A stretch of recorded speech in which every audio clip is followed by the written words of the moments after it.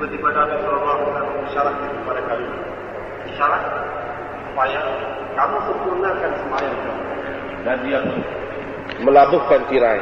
Fatuwuffiya, maka pada hari itu Nabi SAW diwafatkan. Hadis yang keempat, yaitu riwayat daripada Anas lagi. Katanya Nabi SAW tidak keluar sembahyang selama 3 hari. Lalu sembahyang diiqamatkan. Abu Bakar pun pergi tampil ke depan. Maka Nabi SAW pun pegang tabir dan dia mengangkat tabir itu. Bila telah ternyata wajah Nabi SAW, yakni kepada kami, tidak ada suatu pemandangan yang lebih menggembirakan kami daripada wajah Nabi SAW ketika mana dia muncul di hadapan kami. Nabi SAW pun mengisyaratkan dengan tangannya kepada Abu Bakar supaya tampil ke depan. Wa arkhan Nabi SAW, dan dia melabuhkan, menurunkan tirai yang diangkatnya tadi, dan tidak lagi dia kuasa untuk pergi sembahyang sehinggalah mati. Riwayat yang kelima daripada Hamzah bin Abdullah, bahawa dia diceritakan oleh ayahnya.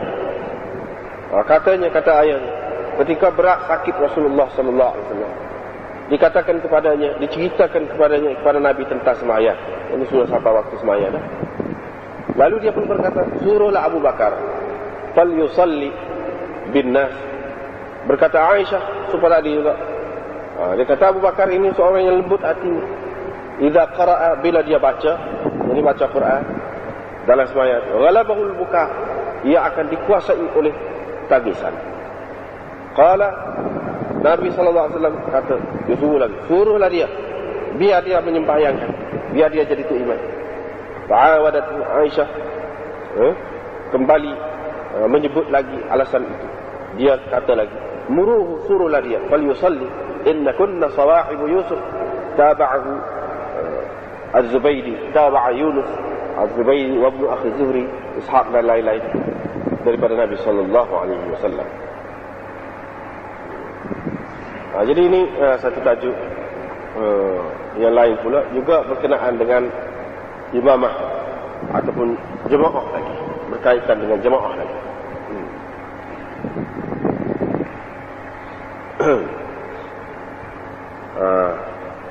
Jadi tujuan Imam Bukhari buat tajuk ni untuk nak menceritakan kepada kita pandangan dia, pendapat dia tentang satu masalah yang ada khilaf di antara ulama, iaitu siapakah yang lebih berhak, lebih patut jadi tu imam. Siapakah yang lebih patut jadi tu imam?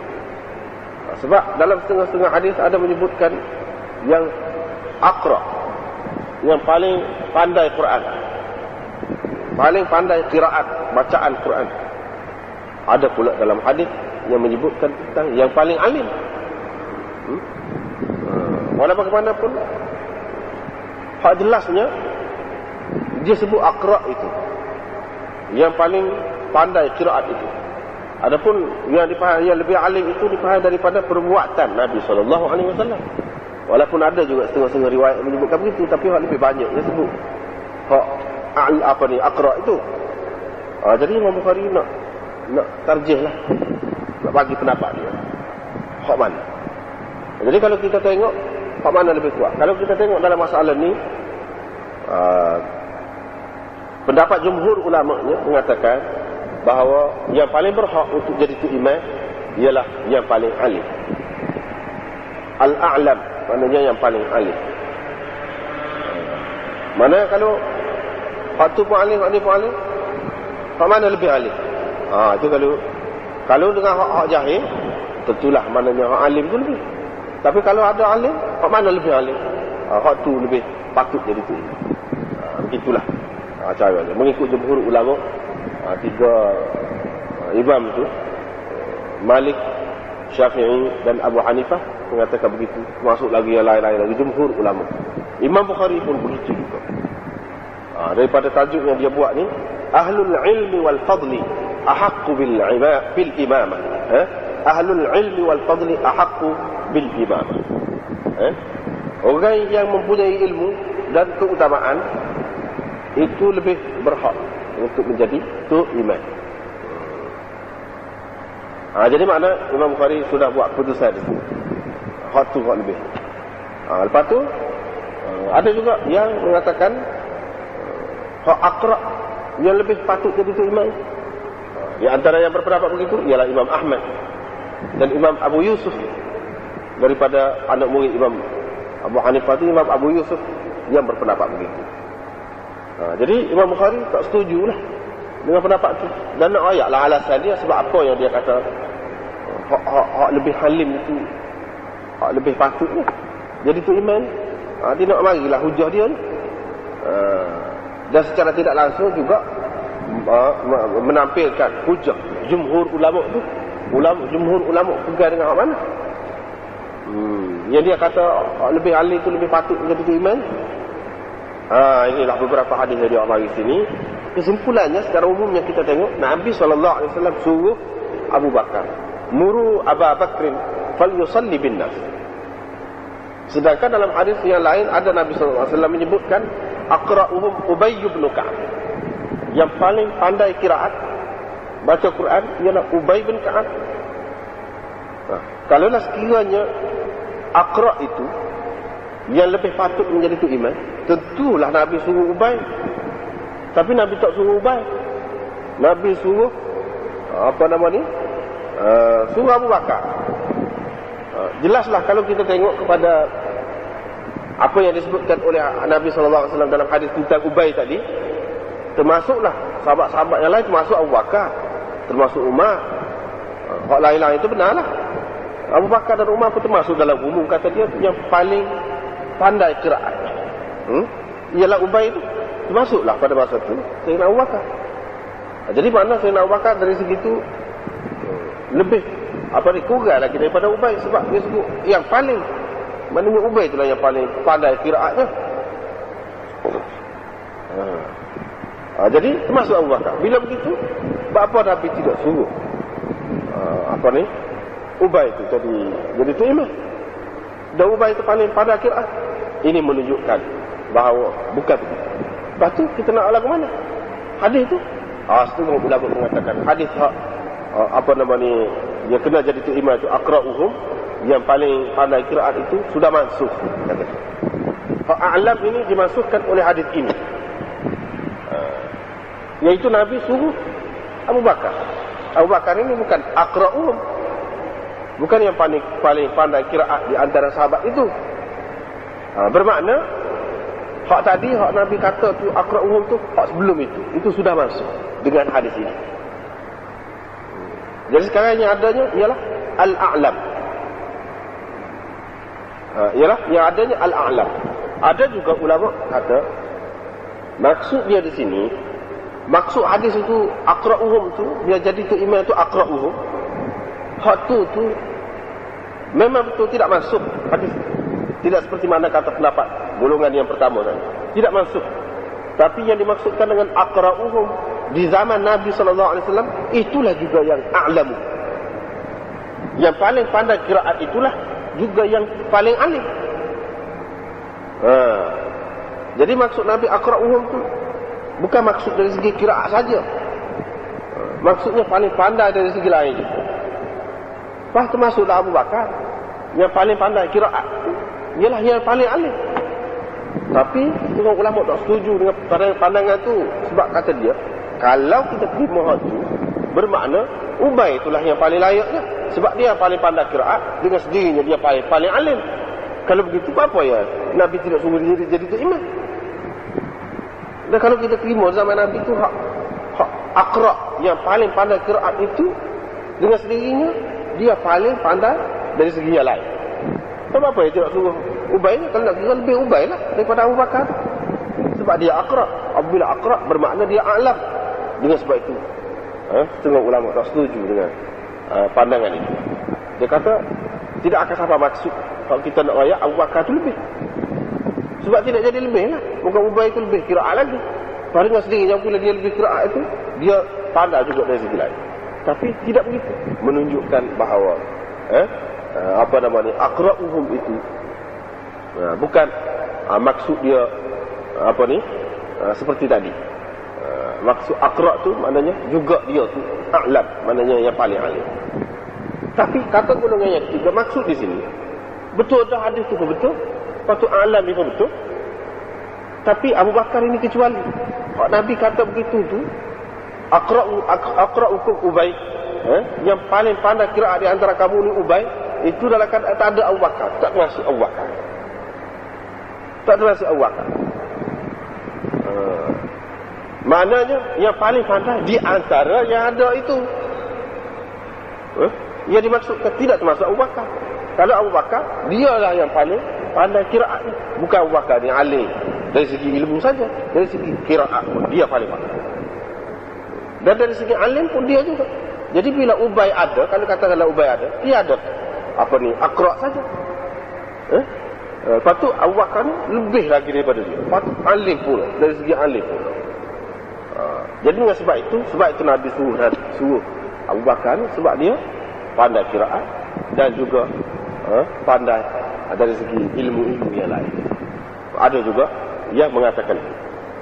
Jadi mana pun pergi kesimpulannya, itulah sebabnya ia jadi ulama, jadi beza pendapat tu. Ada yang mengatakan begitu. Ya, kalau dia terima Abu Bakar tu yang paling pandai qiraat. Iyalah, mana nak lah juga. Tak kena ada lah hak qiraat tu. Tidak semata-mata alim. Ya, suruh Abu Bakar tu sebab dia pandai qiraat lebih daripada Ubay. Dia buat kesimpulan begitu. Kok mana-mana pun tetap ada aqra'. Hak tu lebih utama. Dengan sebab itu dia pegang dengan orang. Walau bagaimanapun, apa yang kita tengok di sini, iaitu Nabi suruh Abu Bakar. Bila suruh Abu Bakar tu dengan sendiri nampak kelebihan Abu Bakar. Tidak disuruhnya pula orang lain. Selama sakit tu, sepanjang-panjang sakit tu, suruh orang lain. Tidak suruh Sayyidina Ali kau misalnya. Tidak suruh Sayyidina Ali kau. Tidak suruh Abdul Rahman bin Auf kau. Padahal sebelum pada itu, ada juga Abdul Rahman bin Auf itu semaya jadi tu imam, dan Nabi SAW ikut belakang dia. Tak ada. Tapi semasa mati tak ada. Sebanyak 17 kali semaya tu tak ada. Semuanya Abu Bakar. Kalau ada Nabi keluar di celah tu ada sekali, itu pun adanya Abu Bakar untuk ke belakang, untuk Nabi naik gati dia. Untuk Nabi naik gati dia. Tapi orang lain tak ada juga ke mana-mana tu. Ini kata Syah Waliullah menunjukkan kelebihan Abu Bakar. Dan ini juga mengisyaratkan bahawa kalau zaman Nabi itu imamah, jadi itu imam semaya itu juga isyarat kepada imamah kubra. Imamah sughra juga mengisyaratkan kepada imamah kubra. Maka dengan cara Nabi SAW suruh Abu Bakar jadi itu imam dalam semaya itu, dia seolah-olahnya mengisyaratkan bahawa Abu Bakar inilah ia akan menjadi khalifah dia, pengganti. Daripada situlah ulama Ahlussunnah wal Jamaah buat kesimpulan, Abu Bakar inilah orang yang paling layak selepas Nabi. Sebab Nabi suruh dia jadi ganti dia dalam semaya. Dan memang pun berlaku begitu. Dalam kenyataannya pun begitu. Sungguh pun tidak kata orang lain jadi. Walaupun golongan Syiah mengatakan tak, walaupun suruh begitu itu tidak termasuk. Lepas tu Nabi lucu pula jawatan itu pula dia kata.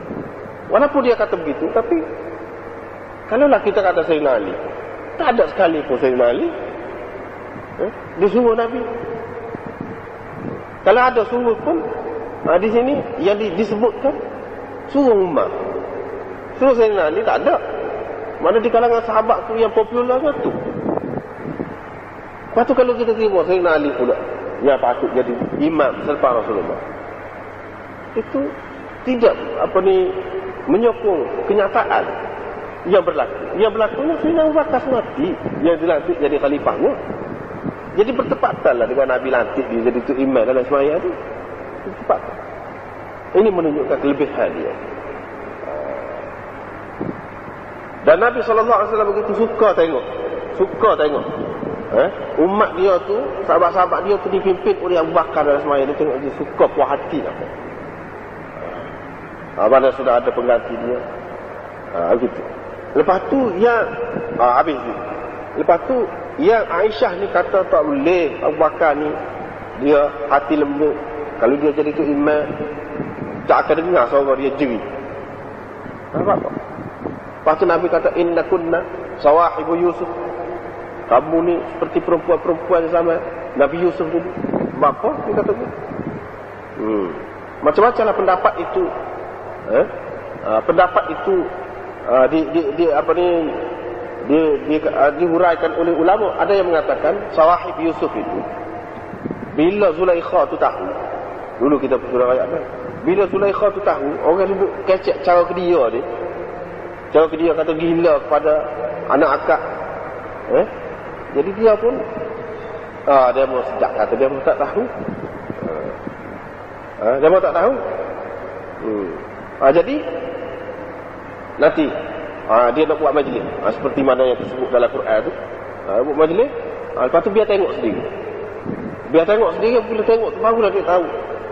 Wah, kalaulah setara ni patut pun Zulaikha tu maknanya jadi gila kepada Nabi Yusuf pun. Pada tu bila berlaku kes kemudian pula tu Nabi Yusuf hendak dipenjarakan. Sehingga Zulaikha tu kata kalau dia tidak ikut, maknanya kata nak bubuh dalam penjara. Nabi Yusuf pilih penjara. Jadi masing-masing puak-puak yang lain tu kata begitu juga. Jadi ikut. Sebenarnya masing-masing tu dia ada hasrat dia sendiri terhadap Nabi Yusuf, tapi dia tidak nyatakan tu. Oleh kerana dia merasa agak jauh untuk mencapai Nabi Yusuf tu, nak banding dengan Zulaikha. Tapi dia memendamkan perasaan. Sebenarnya dia nak. Begitulah juga dengan Aisyah ni. Sebenarnya dia kenal sangat ayah dia tu dilantik. Tapi dia memendamkan rasa. Kalau kita kata begitu, nampak tidak boleh. Kurang boleh. Jadi maknanya dia kenal ayah dia tu. Jadi tu imam. Lepas tu maknanya kalau mengikut Syiah, tuduhan dia ni suka benar lah dia. Mana kerana akan jadi khalifah selepas ni. Selepas pada Nabi mati. Dia nak waktu tu. Dia ingin sangat waktu tu. Tapi dia tidak nyatakan. Dia buat lala taksir, macam taksir. Padahal dia nak. Kalau kita pendapat begitu, pada kurang boleh. Jadi nampak maknanya tomokkan dunia tu, sahabat tu. Isteri Rasulullah SAW tu mana nak sangat ke dunia. Nak sangat kepada pangkat itu. Sesuaikah orang yang dididik oleh Rasulullah begitu? Mengikut ulama ahli sunnah wal jamaah, kalau ada berlaku benda-benda yang macam tu, kita kena takwil. Kita kena takwil. Takwil ke arah yang lebih molek, yang menampakkan sahabat tu molek. Jadi sehingga tidak timbul benda-benda yang tak molek dalam jiwa kita terhadap generasi yang terpilih itu. Itu cara ahli sunnah wal jamaah. Jadi dia kata pendapat yang kedua ni lebih molek. Maksudnya kamu ni serupa dengan sawahib Yusuf. Maksud sawahib Yusuf itu sebut jamak tapi maksudnya mufrad. Inna kunna sawahibu Yusuf. Maksud sawahib itu iaitu sahibah Yusuf, yakni Zulaikha. Selalu juga digunakan dalam bahasa Arab, jamak digunakan untuk mufrad. Jadi maksudnya kamu ni serupa dengan apa nama ni? Nabi Yusuf. Apa ni? Sahibah Nabi Yusuf. Jadi Zulaikha. Sebagaimana Nabi SAW kata tu kepada Aisyah saja. Tapi dia guna inna kunna, antunna. Padahal Aisyah saja. Begitulah juga sawahib itu. Walaupun guna jamak, tapi boleh juga untuk Zulaikha saja. Maksudnya Zulaikha tu dia buat begitu. Dia buat majlis tu bagi buah ke apa, bagi pisang ke apa. Bukan maksud dia nak buat majlis tu sangat. Maksud dia supaya orang tengok. Dia tu gila tu buat apa? Dah sabar ke tidak? Kalau kena kepada kamu lah kemana? Tentu kamu mungkin lebih lagi daripada aku. Itu maksud dia. Tapi dia tidak nyatakan hak tu. Dia nak buat majlis itu. Begitulah juga dengan Aisyah ini. Aisyah tahu memanglah Nabi SAW suruh jadi tu imam tu. Dan jadi tu imam tu adalah satu perkara yang molek bapaknya. Tapi yang dia suruh sangat tak usah lah. Dia tu akan begini-gini. Dia takut orang akan membuat ramalan atau orang akan membuat jangkaan. andaian sendiri bahawa agaknya Rasulullah ni nak mati, ini isyarat Rasulullah nak mati. Apalagi Abu Bakar sendiri dia sudah faham. Ketika lain sebelum pada ni sudah ada dah dia jadi tok imam, Nabi duduk di belakang dia, tak ada pula jerit lagu tu. Ni makna Aisyah kata ni Abu Bakar ni dia orang lembut hati. Kalau dia jadi tok imam dia tak akan boleh baca, dia jerit. Bapa dulu Abu Bakar jerit tak? Tidak. Tidak jerit. Ni maknanya Abu Bakar dia faham. Bila Nabi suruh dia, beberapa kali suruh dia, ini isyarat bahawa Rasulullah nak pergi dah. Bila begitu dia tidak akan dapat mengawal perasaan dia dalam sembahyang. Dia sendiri, dia faham dah. Dia sendiri tidak akan dapat mengawal perasaan dia. Dengan begitu orang pun akan membuat andaian sendiri. Dan andaian itu ke mana-mana pun kerana nyabik dengan dia. Jadi dia tak sih nyabik dengan dia. Jadi orang jadi sedih tak terpaksa. Nyabik dengan dia. Itu maksud. Itu maksud yang dipendamkan oleh Aisyah. Aisyah tak sih berlaku begitu. Kalau begitu maka orang akan sedih tak terpaksa. Dan orang akan mungkin akan terasa berkait dengan dia juga. Dialah yang menyebabkan menyedihkan jadi orang lain jadi sedih dan membuat andaian bahawa Rasulullah ni akan wafat. Hak itulah yang dia pendamkan. Ya dia tak sih sangat. Seperti mana Zulaikha dulu, dia buat begitu tu bukan maksud itu, maksud lain. Hak ni pun dia tak bui itu bukan maksud tak bui itu, bukan maksud nak canggah Nabi, tidak. Maksudnya takut orang benda lain. Hak tu lebih molek kalau kita pendapat lagu tu. Hak tu lebih molek. Jadi hadis-hadis hak dia buat mari ni serupa lebih kurangnya. Jadi Hafsah pun begitu juga. Bila dia sebut Aisyah suruh Hafsah sebutkan kepada Rasulullah suruh Umar, maka Rasulullah marahlah. Jadi Hafsah pun kata, aku ni tak akan dapat satu kebaikan daripadamu. Setiap kali kalau aku turutmu, jadi kena marah. Mana dulu pernah dah dalam kes madu dulu. Dalam kes Nisa madu dulu, aku turutmu juga kena marah juga. Sekarang ni pun turutmu kena marah juga. Jadi baiklah duduk dia, tak sah. Maknanya ya Rasulullah sallallahu alaihi wasallam tak bui itu marah tu, maknanya ini juga isyarat bagi ahli sunnah wal jamaah, terutamanya Syawaliyullah, yang membuat kesimpulan bahawa bila sebut Umar tu Rasulullah marah. Maknanya bukan Umar yang dikehendaki. Terus lepas dia sebaik saja dia mati ni, bukan Umar yang nak jadi khalifah. Yang akan menjadi khalifah ialah Abu Bakar. Sebab tu dia suruh. Dia tak suruh Umar tu. Cuma disebut, orang lain sebut. Ini Aisyah sebut. Rasulullah tak wui. Ini juga mengisyaratkan bahawa takut-takut orang akan memahami bahawa Umar pun boleh juga jadi khalifah terus selepas Nabi. Takut-takut pun orang akan sangka begitu. Jadi bila dia tak bui langsung, maknanya tak ada kemungkinan. Lepas tu soalnya, adakah Nabi SAW ini telah pun mengisyaratkan selain daripada hak ni, selain daripada ada hak semaya ni, bahawa Abu Bakar tu akan jadi khalifah? Ada. Bahkan dalam Bukhari ni sendiri ada. Dalam Bukhari sendiri ada, kita akan jumpa akan datang. Bahawa Allah SWT tidak menghendaki orang lain selain daripada Abu Bakar. Selain daripada Abu Bakar, Allah SWT tidak menghendaki. Allah SWT tidak menghendaki orang lain selain daripada Abu Bakar. Bila orang tanya Nabi tidak lantik, tak ada. Tapi Allah SWT tidak akan menghendaki kecuali Abu Bakar. Maksudnya itu yang Nabi sebut, dan memang itu pun yang berlaku. Walaupun disebut, tapi bukan sah lagi.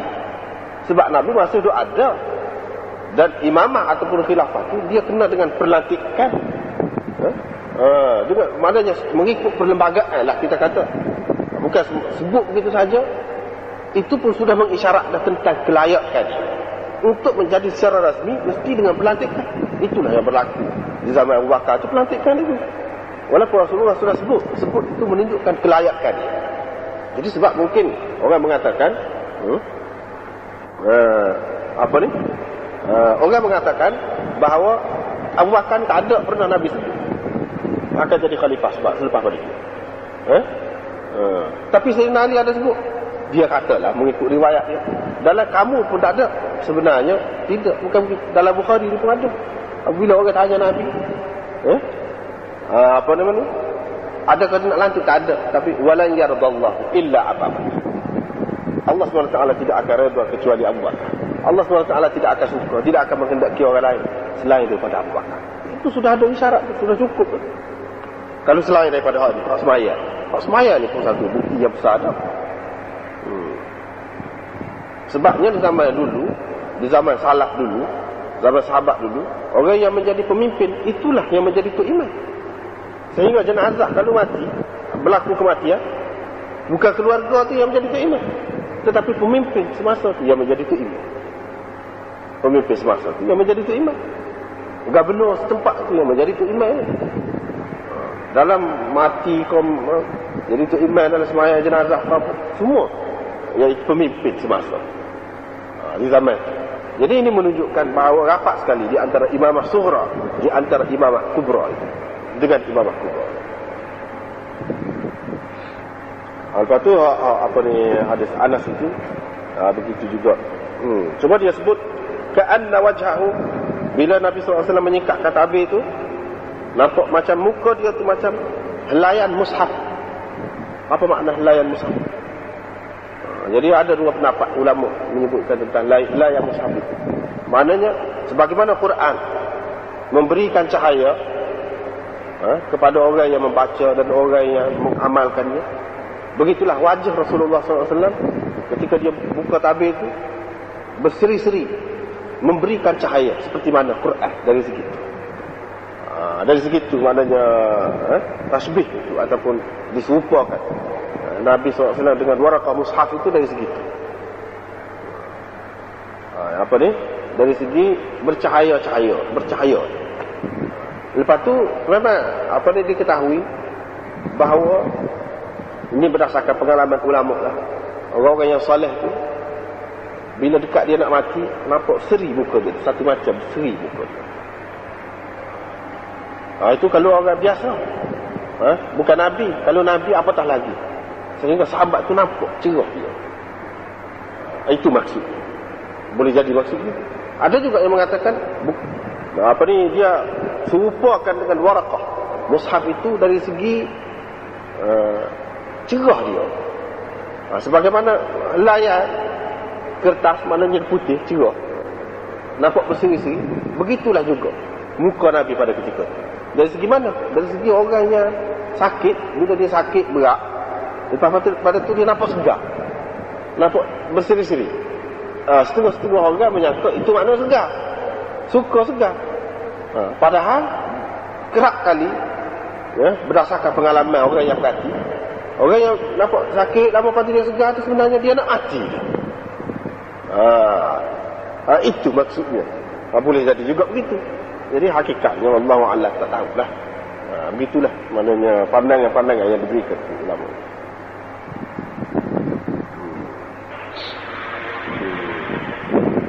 Jadi hak lain tu, hadis ni sudah berapa kali dah kita jumpa ni. Dia marah tu juga sebab Imam Bukhari maksud dia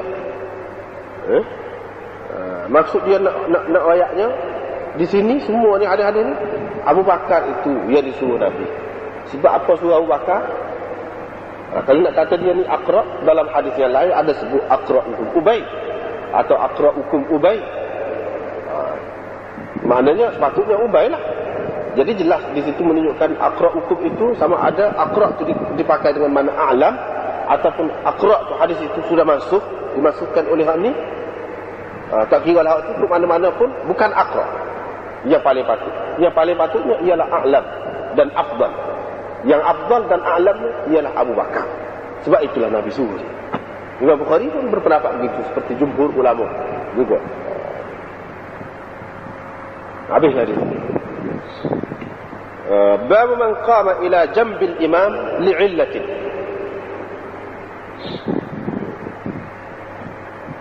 Ini bab pada menyatakan orang yang berdiri ila jambil imam, dekat imam, kerana sesuatu sebab, kerana sesuatu illatin, Bukan makna sakit, dengan makna kerana sesuatu sebab. Riwayat daripada Aisyah, katanya Rasulullah SAW menyuruh Abu Bakar supaya mengimamkan orang pada ketika sakit. Dan Abu Bakar lah, maka Abu Bakar lah yang menjadi imam kepada mereka. Urwah berkata. Lalu Rasulullah SAW merasakan keringanan pada dirinya. Dia buat solat dengan sikit-sakit. Lalu dia pun keluar. Tiba-tiba didapati Abu Bakar sedang mengimamkan orang. Bila Abu Bakar tengok dia tu, Nabi itu keluar, istakhara, dia hundur ke belakang.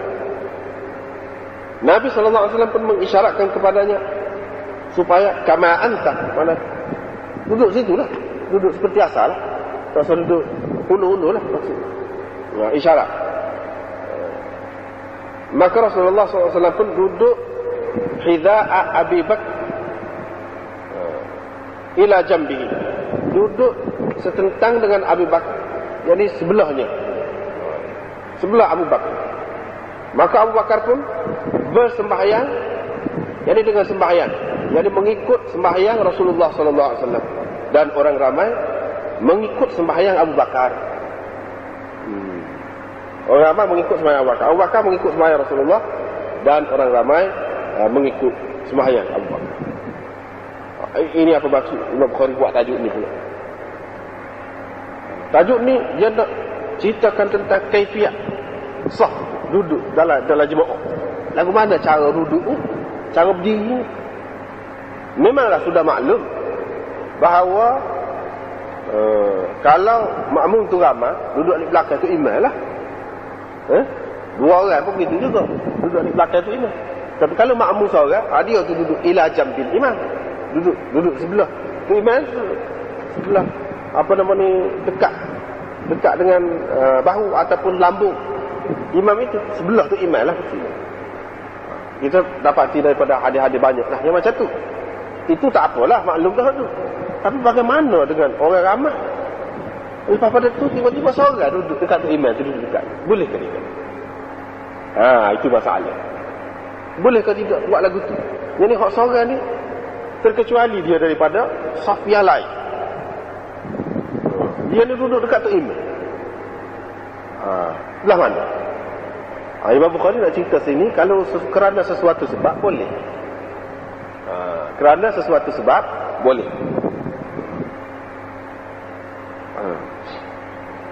Jadi buktinya iaitu hadis ini. Rasulullah SAW keluar. Bila keluar, Rasulullah pun pergi. Dah Abu Bakar hundur, Rasulullah pun naiklah ke depan. Naik ke depan. Bila naik ke depan, dalam hadis sebelum ini kita sudah jumpa dah, Abu Bakar duduk balik kanan. Nabi SAW duduk depan ni maknanya seorang sana ni duduk balik kanan lah. Ini menunjukkan Abu Bakar tu jadi makmum, bukannya jadi imam. Dalam hadis ini jelas juga, dia kata Abu Bakar mengikut sembahyang Rasulullah, maknanya Rasulullah jadi imam lah. Jadi Abu Bakar duduk dekat tu, tidak pula disuruh oleh Rasulullah hundur ke belakang lah, dia masuk dalam saf, duduk situ. Jadi apa sebab duduk situ? Saya saja kalau dalam keadaan biasa ada ke berlaku begitu? Tak ada. Jadi di sini ada sebab. Apa sebabnya? Sebabnya iaitu Rasulullah SAW sembahyang sambil duduk. Sembahyang sambil duduk dan suara dia tu lemah, tidak kuat suara. Zaman dulu bukan ada speaker ni. Jadi bila begitu, Abu Bakar duduk tepi dia tu ada maksud. Maksudnya selain daripada nak menunjukkan kepada orang di belakang ni gerak ni, duduk bangun itu, selain daripada itu dia juga nak menyampaikan suara, tabligh dan suara itu kepada orang kemudian. Jadi suara apa ni, duduk bangun itu, takbir apa tu. Jadi dia memperdengarkan kepada orang di belakang. Itu tujuan. Jadi duduk dekat. Walau bagaimanapun, apa tujuan pun, masalahnya boleh kau buat lagu tu? Jawabnya, dah Rasulullah tidak suruh dia hundur ke belakang lagi. Rasulullah tidak suruh dia hundur ke belakang lagi, menunjukkan boleh lah tu. Kalau ada sebab, sesuatu sebab yang munasabah, boleh begitu. Walaupun dia tu tidak duduk dalam saf, mana dia tu duduk saf. Tapi itu kalau ada sebab lah. Itu yang dia ada ayat sini. Hadis tu juga lebih kurang aja hadis tu. Peristiwa tu juga. Cuma Imam Bukhari ambil hadis dengan maksud lain, di bawah tajuk yang lain. Kok mana-mana pun di sini satu lagi yang menunjukkan bahawa Abu Bakar itu istimewa begitu Rasulullah. Kedudukan dia tu di sisi Rasulullah, pada pandangan Rasulullah dia begitu istimewa. Walaupun kita kata ada maksud kerana sebab-sebab ke mana-mana pun, dia duduk dekat Nabi. Orang lain duduk sah lain. Tidak kata Nabi suruh dia masuk dalam sah lain, syukur dengan ramai-ramai. Tidak. Ke mana-mana pun jelas nampak. Dia tu lebih.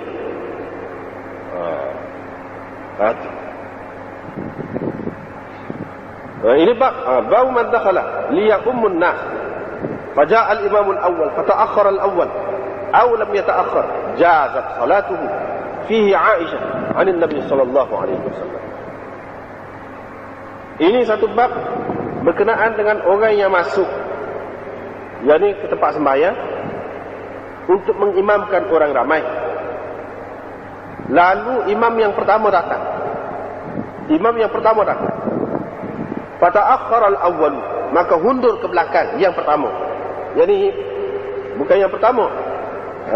Hundur ke belakang yang pertama jadi tu imam tadi. Ataupun dia tidak hundur. Jazat salatuhu, harus sembahyangnya itu. Sembahyang imam yang pertama tu harus sembahyang. Jadi berhubung dengan ni ada hadis yang diriwayatkan daripada Aisyah. Hak tadi juga. Hadis tadi. Cuma dia ambil maksud untuk maksud lain pula. Jadi hadisnya riwayat daripada Sahal bin Sa'ad As-Sa'idi bahawa Rasulullah sallallahu alaihi wasallam ini hadis lain. Ini hadis lain. Bukan hadis tadi. Hadis lain. Rasulullah SAW pergi kepada Bani Amr bin Auf untuk melakukan islah di antara mereka. Lalu masuk waktu sembahyang, muazzin pun ban. Faja'al muazzin ila Abi Bakar, muazzin pun ban dan pergi kepada Abu Bakar. Kemudian muazzin itu yang Bilal pergi kepada Abu Bakar sebab Rasulullah suruh dia. Suruh, maknanya dia ada kerja ni, suruh Abu Bakar lah jadi tu imam. Faqala, baru dia berkata, atusalli linnas? Dia pun berkata, adakah engkau akan menjadi imam kepada orang? Lalu tak apalah sebab Abu Bakar pun tahu suruh dia dah. Fa'uqimah, diiqamatkan sembahyang. Pasal Rasulullah SAW tak ada.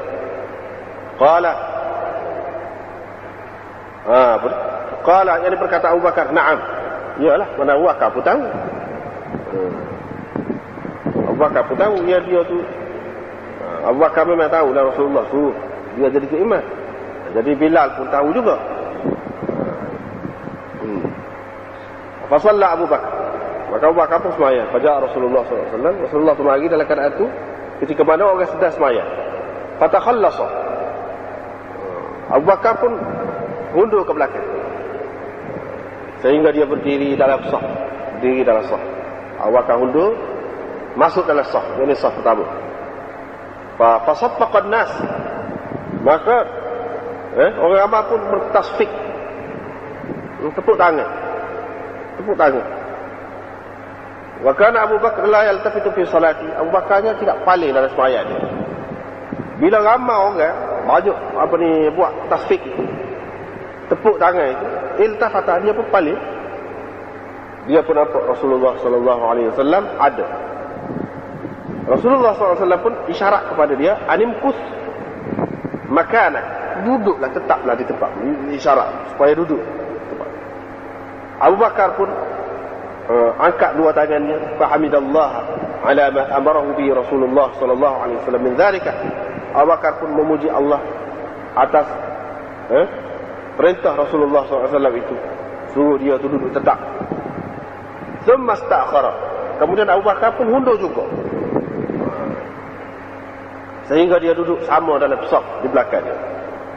Dan Rasulullah SAW pun naik ke atas, tampil ke depan. Dia pun menyembayangkan sembahyang tu, jadi tu imam. Bila dia selesai, qala, Rasulullah SAW pun tanya, wahai Abu Bakar, apakah yang menegak engkau untuk tetap di tempatmu? Ketika aku suruh kau dulu tetap tu, berapa yang hundur juganya? Maka berkata Abu Bakar, tidaklah patut bagi Ibni Abi Quhafah, maksudnya dia sendirilah, bersembahyang di hadapan Rasulullah sallallahu alaihi wasallam. Mana tak patutlah dia ni nak jadi keimam di hadapan Nabi, di depan Nabi. Maka Rasulullah sallallahu alaihi wasallam pun kata pula pada ramai-ramai lagi, pada makmum, mali ra'aitukum, kenapa aku nampak kamu banyak sangat tepuk tangan ni? Manabahu syai'un fi salat, siapa yang berlaku kepadanya sesuatu dalam sembahyang. Kalau berlaku sesuatu lah, jadi tu imam tu adalah melakukan sesuatu kesalahan dalam sembahyang, patut si makmum ni tahulah. Itu maknanya sesiapa yang berlaku kepadanya sesuatu dalam sembahyangnya, sedangkan dia tu jadi makmum, fal yusabbih, maka hendaklah dia tu bertasbih. Fa innahu idza sabbaha ultufita ilaihi, kerana dia bila dia bertasbih akan dilihatlah kepada dia. Jadi tu imam tu akan kembali tengok ni. Wa innamat tasfiqu lin nisa, tasfiq itu untuk perempuan. Tasfiq itu adalah untuk perempuan. Jadi tepuk tangan itu adalah untuk perempuan. Kamu lelaki, mana begitu? Ini satu bab yang lain pula. Bagaimana ni? Kalau sekiranya berlaku seorang tu imam tu imam ratib, imam yang tetaplah dengan sesuatu masjid kita kata, atau sesuatu tempatlah balasah kita kata, sudah dilatihlah dia tu. Padianya tak ada, pergi ke lain, tiba-tiba orang lain naik, jadi tu imam tempat dia. Ni lah benar. Orang lain naik jadi duduk tempat dia. Lepas tu dia mari.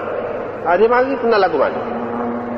Adakah boleh dia naik jadi tu imam? Lepas tu tu imam ada tu, bukan tu imam ratib tu, kena turun. Atau dia duduk jadi makmum saja. Jadi makmum tu memanglah boleh maklum dah tu. Tapi masalahnya kalau dia nak pergi naik, terus jadi tu imam. Sambung kawan. Boleh ke tidak? Lepas tu Pak Imam tidak ratib, dia menggantikan dia tu, mundur balik belakang. Boleh ke tidak? Itu Imam Bukhari nak cerita. Ini soal lagi masalah jemaah. Ini Pak menyatakan orang yang masuk untuk mengimamkan orang ramai. Dia ni bukan tu imam ratib lah. Man ini bukan tu imam ratib. Faja'al imamul awwal, lalu datang imam yang pertama. Imam yang pertama ni maksudnya imam ratib, imam hak sebenar. Man itu bukan imam hak sebenar. Kerana tak ada tu imam hak sebenar saja dia naik. Fata'akhkhara al-awwal, maka yang pertama tadi, yakni man itu mundur ke belakang. Aw lam yata'akhkhar, ataupun tidak mundur, jazat salatuhu, sah, ataupun harus sembahyangnya, boleh lagu. Imam Bukhari nak ceritanya boleh. Boleh lagu. Ini juga pendapat Imam Syafi'i. Tapi jumhur ulama, tiga imam lagi kata tak boleh lagu tu. Kalau tu imam ratib kan dia mari dah, tu imam lain dah duduk sembahyang, dia kena masuk jadi makmum lah. Dia jadi makmum, tak boleh pasal ganti patut tu hundur di belakang tu. Tapi Imam Syafi'i mengatakan tidak, boleh. Buktinya ini hadis. Jadi Imam Bukhari sependapat dengan Imam Syafi'i dalam masalah. Mana boleh? Kalau buat lagu tu boleh. Kalau dia duduk dalam sah pun boleh juga. Tidak kata tu imam, kalau tu imam ratib, kalau dia mari mesti dia naik depan. Tidak juga. Harus dia duduk bersama makmum, jadi makmum, harus juga dia naik jadi tu imam. Itu pendapat Imam Bukhari. Imam Syafi'i juga berpendapat begitu. Tapi jumhur ulama tidak berpendapat begitu. Dia kata tak boleh dah. Kalau dia mari dia kena duduk jadi makmum lah. Walau bagaimanapun Imam Bukhari menyatakan alasan dia. Dan dengan sendirinya kita tahu alasan Imam Syafi'i juga. Iaitu inilah dalil. Iaitu pernah berlaku Sayyidina Abu Bakar jadi tu imam.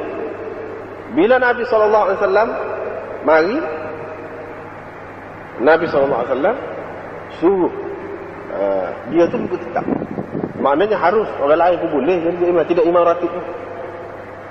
Kalau dah tak boleh langsung orang lain, tentu Nabi pakai naik selalu.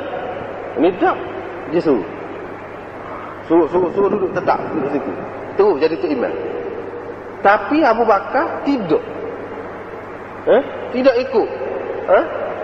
Apa Rasulullah sebut tadi? Rasulullah suruh isyarat, suruh duduk terus jadi tu imam tu, dia tak ikut. Dia tunggu je. Rasulullah bila tunggu, Rasulullah pun naik lah.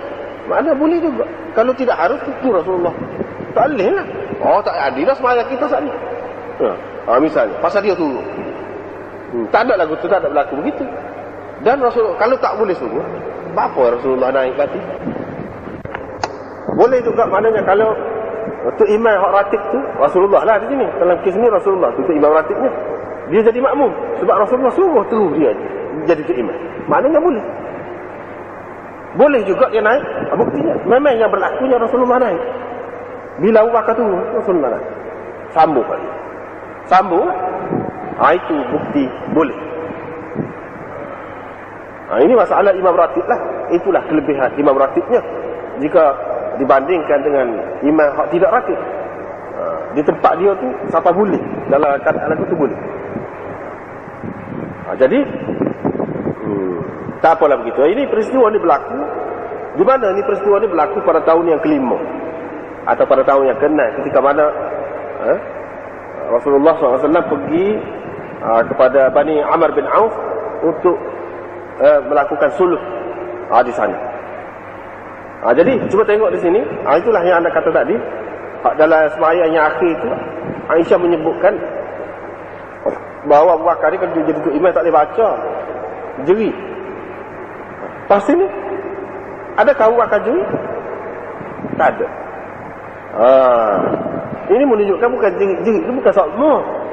Jadi apabila Abu Bakar tu jeri, orang akan buat adayah bahawa Rasulullah ni apa tak lama ni. Hak tu dia tak sih.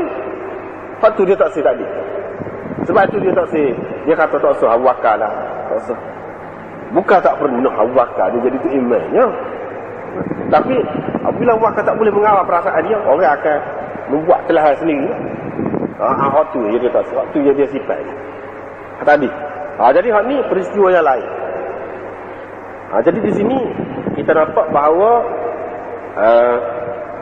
Abu Bakar turun. Jadi kalau kita tengok, nampak dari satu segi Abu Bakar ni tidak ikut perintah Nabi.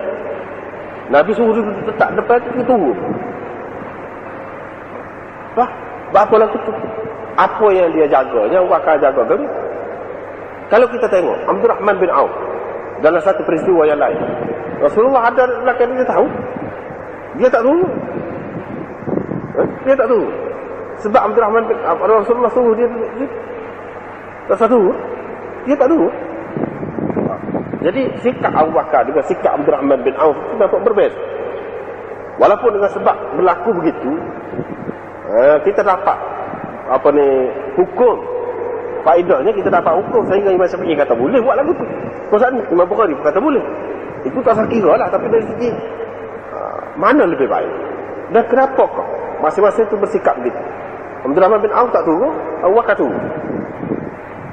Dan nampaknya Abu Bakar ni setiap kali Rasulullah SAW pergi, dia nampak macam nak turun. Tengok kalau hadis-hadis sebelum pada ni dekat nak mati tu kan. Dekat Rasulullah SAW nak mati tu, begitu juga. Bila tengok saja Rasulullah nampak macam muka tu dia nak turun. Sehingga Rasulullah isyarat. Apa begitu Abu Bakar? Itu nampak perbezaan antara sikap dua orang sahabat. Macam-macam pula pendapat ulama. Ada yang mengatakan bahawa Abu Bakar dia jaga adab. Abdul Rahman bin Auf dia imtithal amr Rasul. Apa ni, Abdul Rahman bin Auf, dia ikut, dia menjunjung perintah Rasulullah. Dia menjunjung perintah Rasulullah sallallahu alaihi wasallam. Jadi kat mana lebih? Jadi masing-masing lah ulama tarjih lah. Ada yang mengatakan menjunjung perintah itu lebih tinggi lagi daripada menjaga adab. Ada yang mengatakan tidak, jaga adab lebih lagi daripada menjunjung perintah. Jadi jaga adab itu dalam keadaan ada perintah tu bolehkah? Jadi ulama yang mengatakan boleh, dia kata boleh. Sebab apa? Nabi tidak marah pun pada Abu Bakar bila dia buat begitu. Tak marah pun lepas pada itu. Bahkan Abu Bakar semasa Rasulullah SAW dekat nak wafat, bila dia kata Nabi pun, dia masih lagi nak buat lagu tu. Dia tak marah lagi. Kalau dia tahu sebelum pada tu Nabi marah, tentu dia tak akan buat lagu tu dah. Ini nampak dia nak buat pula lagu tu. Pasal dia jaga adab dengan Rasulullah SAW. Abdul Rahman bin Auf tidak beradab dengan Nabi.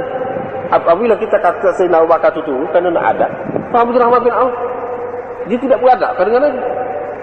Jadi ulama kata tadi, bila Rasulullah suruh dia tu duduk situ, tak satu adalah beradab apabila dia ikut perintah Nabi tu. Mana beradab dah lah tu. Bukan tak beradab lah dia ikut perintah Nabi. Dia menjunjung perintah Nabi. Jadi kalau begitu, Abu Bakar lah pula tidak beradab kalau lagu tu. Kalau kita kata lagu tu, mana Abu Bakar pula tidak beradab? Jawabnya tidak begitu. Bahkan itu juga termasuk dalam adab juga. Sebabnya Rasulullah tidak marah. Kalau itu melanggar adab, tentu Rasulullah SAW marah. Tapi tidak. Itu satu. Yang keduanya, ada jawapan juga yang mengatakan bahawa Abdul Rahman bin Auf itu, sebab apa dia tidak turun? Sebab sembahyang tu maknanya ala hujung dah. Jadi kalau pada masa tu jadi pertukaran berlaku, maka mungkin jadi selera. Agak bercelaru sebab sembahyang tu sudah satu rakaat sudah berlalu baru Nabi SAW main. Adapun kes Abu Bakar ni baru sembahyang. Baru sembahyang. Lain cerita ni. Jadi kalau Rasulullah SAW suruh tetap situ, Abu Bakar turun mari, tidak jadi berselera. Dalam keadaan orang ramai ni pun sedar. Bahkan orang ramai lah yang menunggu Abu Bakar je tentang Rasulullah mari tu.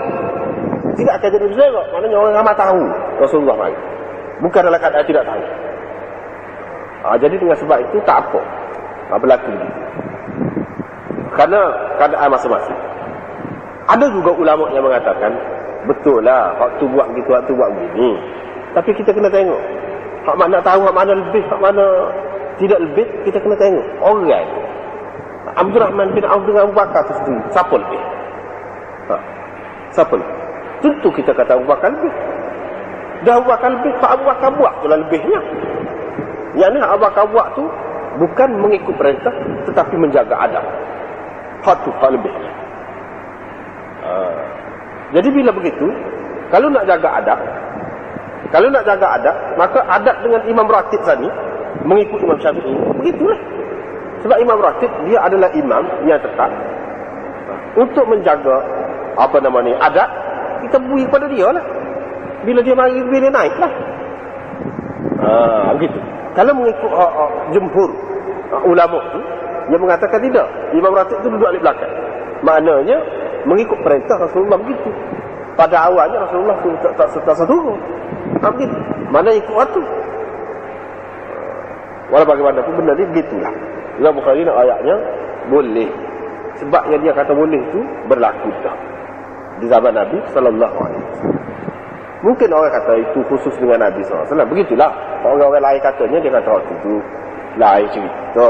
Yang Bakar katanya, bapa yang Rasulullah tanya dia, bapa yang kamu ni tidak duduk tempat kamu yang bila aku suruh tu.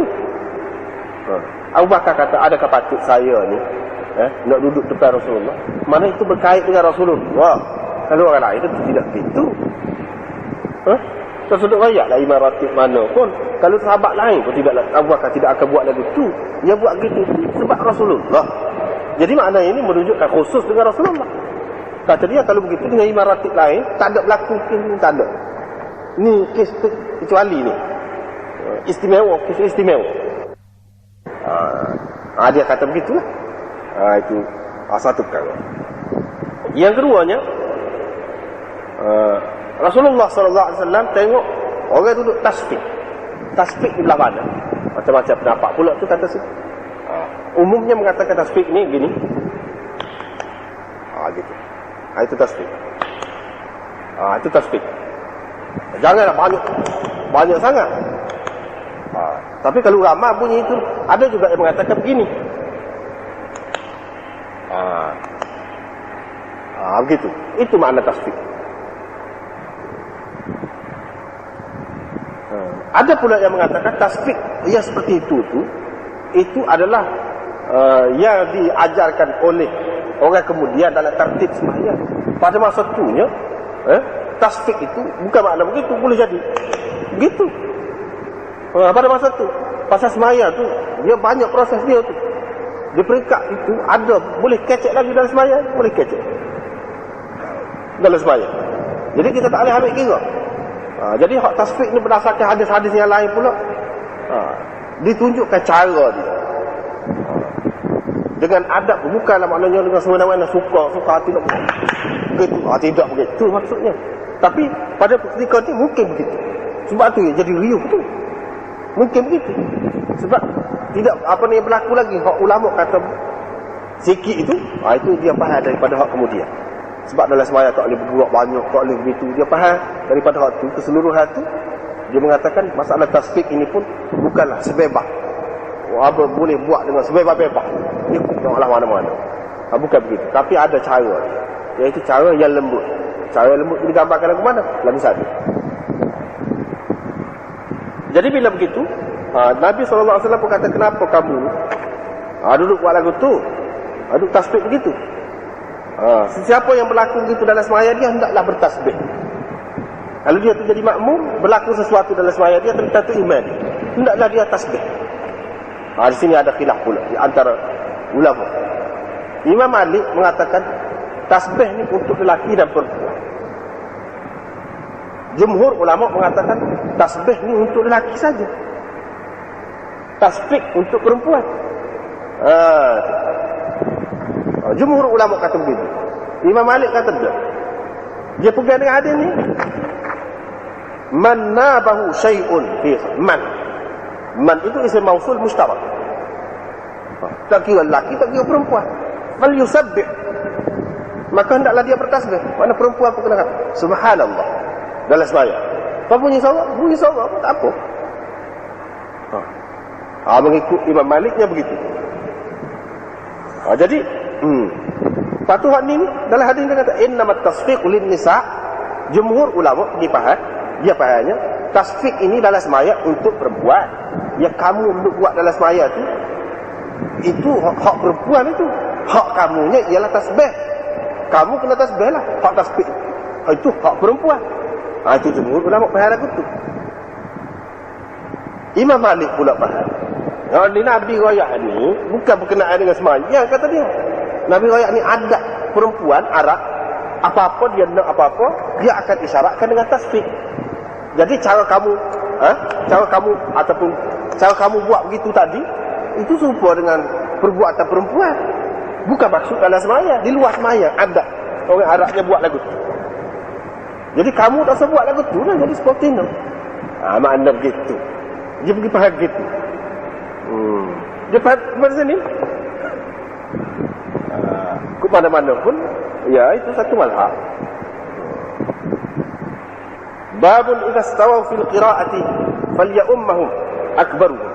Ini bab paling mengatakan bila mereka itu sama dalam qiraat falyummahum akbaruhum. Maka hendaklah mengimamkan mereka yang lebih tua daripada mereka. Riwayat daripada Malik bin Al-Huwairith, ketika kami datang menemui Nabi sallallahu alaihi wasallam ketika kami sedang masih belia, muda belia. Kami pun duduk dekat Nabi sallallahu alaihi wasallam lebih kurang 20 hari. Lebih kurang 20 hari. Inilah hak Malik bin Al-Huwairith dulu yang sebelum pada bangun daripada rakaat yang pertama tu duduk dulu jalsah istirahat. Malik bin Huwairith inilah 20 hari. Adalah hadis ni sebut 20 hari dia duduk dengan Nabi. Imam Syafi'i pun dengar imam-imam lain kata dak tu boleh kira 20 hari tu muka Nabi pada ketika tu uzur dah. Sebab tu dia ada jalsah istirahat tu. Jadi dia ni duduk tengok Nabi pada ketika tu. Ini Malik bin Huwairith tu lah. Ini sebahagian daripada cerita dia. Dan Nabi SAW itu pengasih orangnya.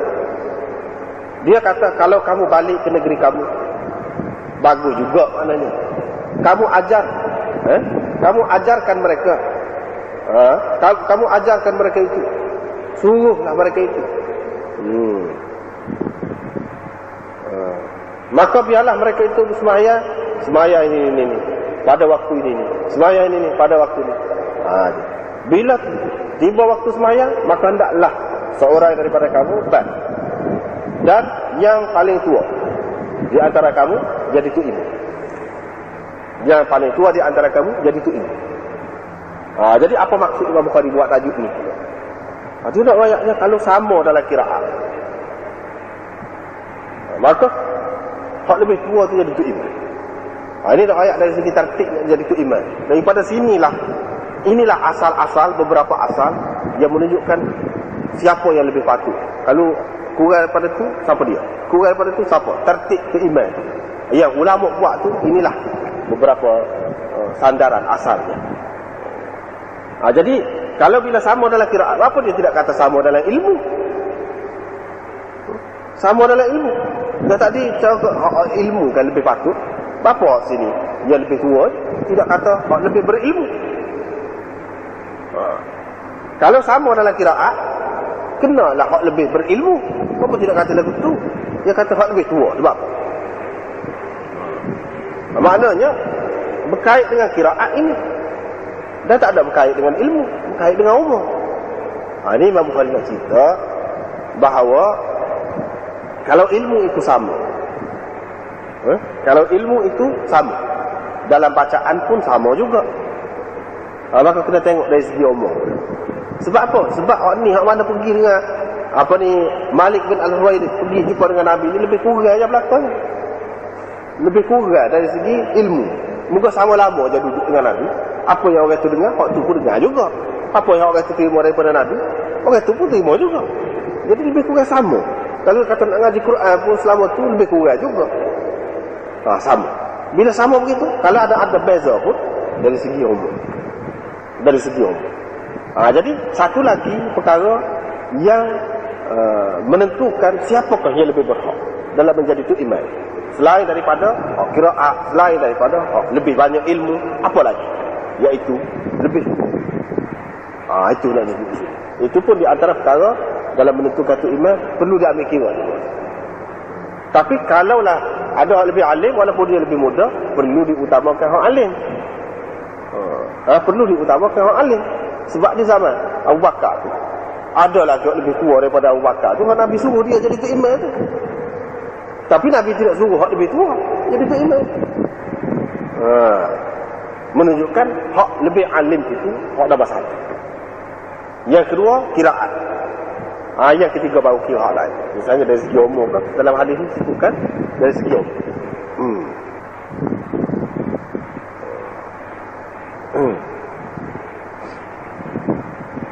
Babun.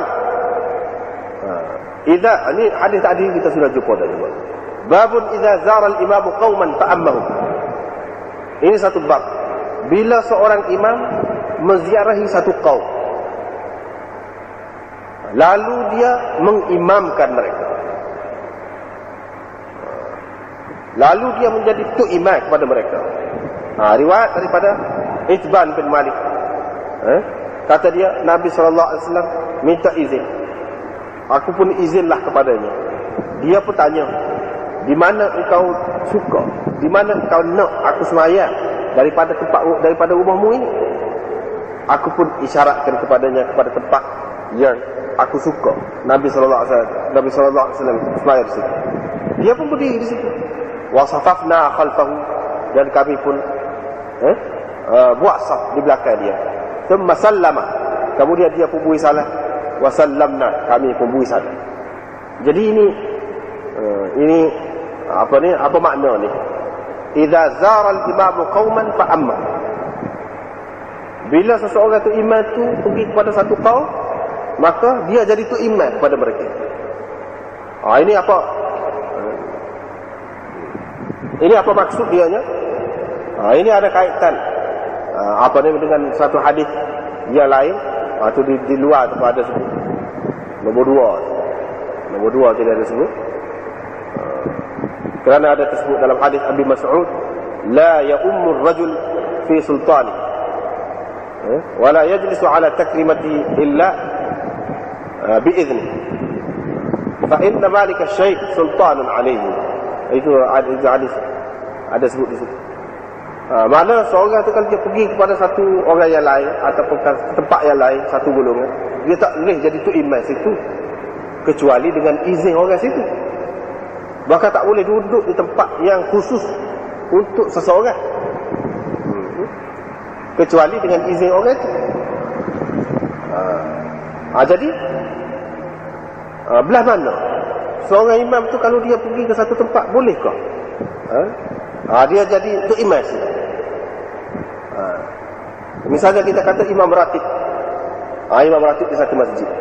Kawasan ni dia adalah tu imam. Lepas tu kalau dia pergi di rumah satu orang, dia duduk dalam kawasan ni lah. Bila nak sembahyang, dia boleh ke naik selalu gitu. Di rumah orang ataupun di balasah orang, walaupun balasah tu lebih kecil daripada masjid dia, boleh ke dia naik gitu. Macam-macam pendapat ulama pula di situ. Macam-macam pendapat ulama pula. Jadi ulama membahagikan kepada beberapa golongan. Tu imam sana. Maksud imam, idza zara al-imam. Oleh Imam Bukhari ni maksudnya imam tu siapa? Tiga macam. Satu orang biasa, dia bukan tu imam pun. Bukan tu imam ratib. Dia pergi ke satu tempat orang, rumah orang, nak jadi tu imam. Itu tak boleh. Itu termasuk dalam hadis disebut di luar. Tak boleh seseorang tu jadi tu imam di tempat orang. Tak boleh duduk di tempat orang kecuali dengan izin. Kecuali dengan izin. Itu kalau orang biasa. Yang kedua, imam ratib. Bolehkah tidak buat begitu? Ada ulama mengatakan boleh. Imam ratib boleh juga buat begitu, walaupun tanpa izin. Tapi pendapat itu tidak kuat. Imam ratib pun kalau pergi tempat orang, dia kena dengan izin juga baru boleh. Kalau boleh, ada ni pendapat yang ketiga. Seorang lagi imam, al-imam al-akbar, imam besar. Maksud imam besar ni pemimpin. Pemimpin siapa dia? Khalifah ke? Gubernur ke? Menteri besar ke? Ada jenis lagu tu, pemimpin lagu tu. Dia pergi satu tempat, boleh ke tidak? Dia jadi tu imam kepada orang tempat tu. Dia bukan tu imam khusus bagi masjid, mana-mana masjid, tapi dia tu pemimpin. Boleh ke tidak? Jadi setengah ulama mengatakan boleh walaupun tidak dengan izin, sebab dia imam besar. Maknanya tidak termasuk dalam hadis tadi. Hadis tadi itu maksud umum, untuk umum ataupun imam biasa-biasa. Tapi kalau imam ni tidak termasuk. Dia boleh walaupun tanpa izin, dia terus naik boleh. Ada waktu. Tetapi dapat kebanyakan ulama juga mengatakan imam yang macam ni pun kena izin, minta izin. Jadi pendapat Imam Bukhari ni kok mana?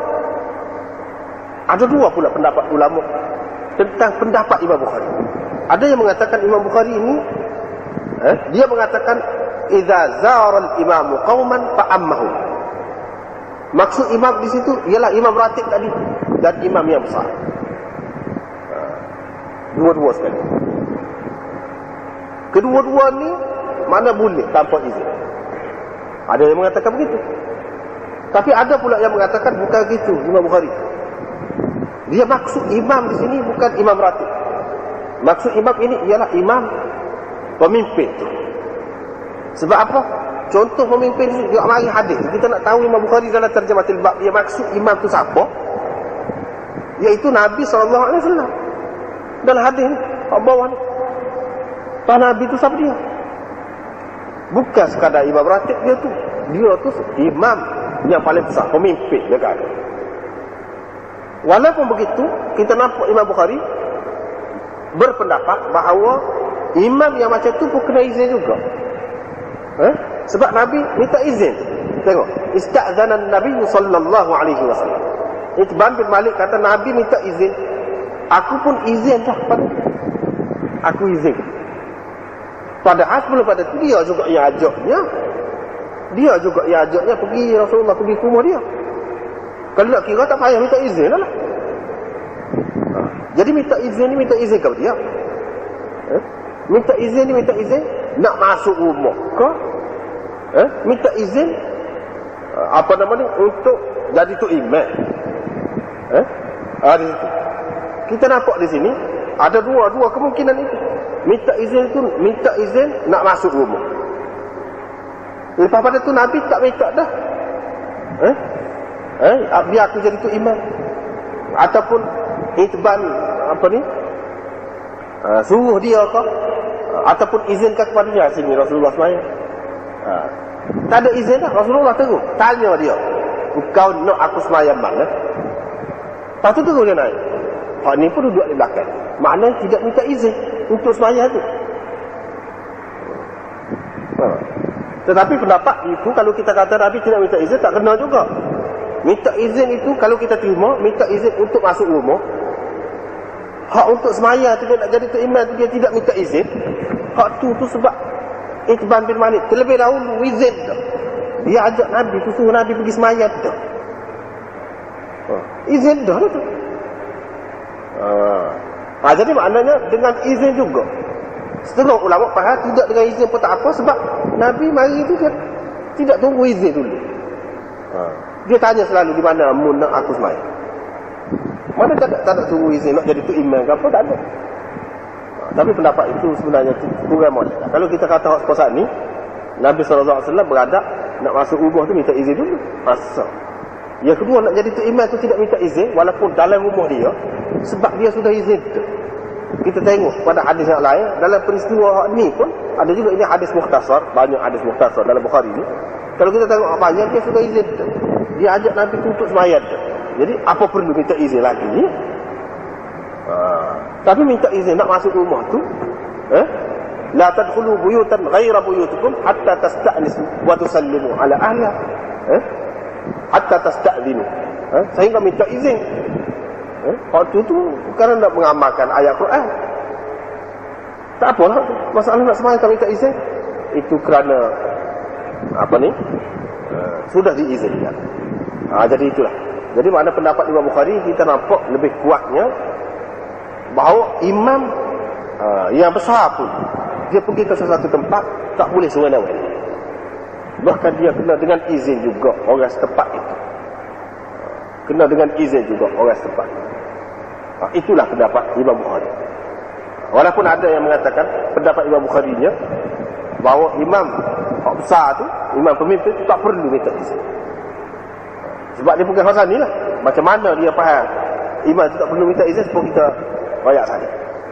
Tapi sebenarnya bagi Ana lah tak ada bukti bahawa Nabi tidak minta izin sebab sudah diizinkan. Bermakna Imam Bukhari pun berpendapat imam kena izin juga baru boleh jadi tu. Jadi maknanya hadis Nabi SAW kata tak boleh jadi tu imam. Di tempat orang ke apa tu, waktu tu umum. Tak kira siapa. Kecuali dengan izin. Mana kalau tu imam besar lagu tu pun kena minta izin, apatah lagi orang lain kau lah kena minta izin. Apa yang Nabi SAW suruh minta izin itu? Banyaklah sebabnya. Suruh minta izin tak boleh sewenang-wenang di tempat orang.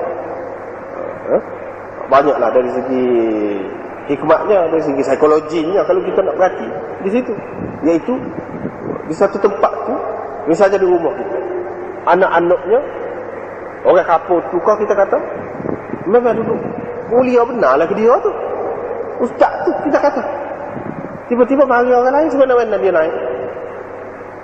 Jadi tahu lah mana tak ada orang berasa masing ke dia, tak ada orang jadi berasa hormat kepada dia. Kalau tidak izin, kalau dengan izin mana tak ada. Kalau tidak izin dia akan jadi lagu tu. Jadi hilang rasa hormat anak buah. Sedangkan setiap pemimpin itu mesti biar pengikut dia tu berasa kehebatan dia. Jadi cara nak berasa hebat itu apabila orang lain, orang besar mari pun dia duduk di belakang juga. Jadi tu imam kepada, jadi makmum kepada imam hak biasa di situ. Itu menambahkan lagi kehebatan dia tu. Anak-anak buah dia pun tengok orang besar mari. Tengok tu imam masjid besar mari ke tempat kita. Tu imam kita juga jadi tu imamnya. Maknanya ini satu penghormatan, satu pengiktirafan daripada imam yang lebih besar terhadap imam tu. Dengan begitu semakin bertambah hebat di dalam hati pengikut-pengikut dia. Itu tujuan. Sebab tu tak bui tu, Nabi tak bui. Nak suruh imam tu di setiap peringkat tu jadi ada kehebatan dia. Pengikut-pengikut dia tu rasa kehebatan dia. Sebab itu tak boleh begitu. Tapi kalau dari satu segi, kalau kita mengikut pendapat ulama yang mengatakan imam azam atau imam akbar, dia boleh pergi tanpa izin pun dia boleh jadi tu imam. Di situ juga menampakkan kehebatan dia kalau kita tengok dari sudut tu. Sebab tengok seorang pemimpin, kalau dia mari di mana-mana pun dia jadi tu imam. Jadi barulah orang bawah ni berasa. Kalau orang satu mari, khalifah mari tempat dia, jadi tu imam biasa juga. Jadi mungkinlah jadi silap faham pula. Pengikut-pengikut orang merasa lebih. Tu imam dia pula. Mungkin pula begitu. Jadi walau bagaimanapun pendapat-pendapat ulama tu kita boleh letak depan belakang. Kita tengok keadaan. Bukan kata nak pakai ni saja dalam semua keadaan. Tidak juga. Tengok keadaan. Dan sebaik-baiknya kita faham apa maksud di sebalik sesuatu ketetapan yang disebutkan oleh Nabi itu apa maksud, apa hikmah. Barulah ada kesan dia. Barulah siapa maksud sebenar Nabi suruh buat gini-gini tu, barulah siapa. Kalau tidak tak siapa juga. Cuma kalau kita nak tahu pendapat Imam Bukhari tadi, apa tadi lah. Satu babun innama ju'ila al-imamu liyu'tamma. Pada sekali.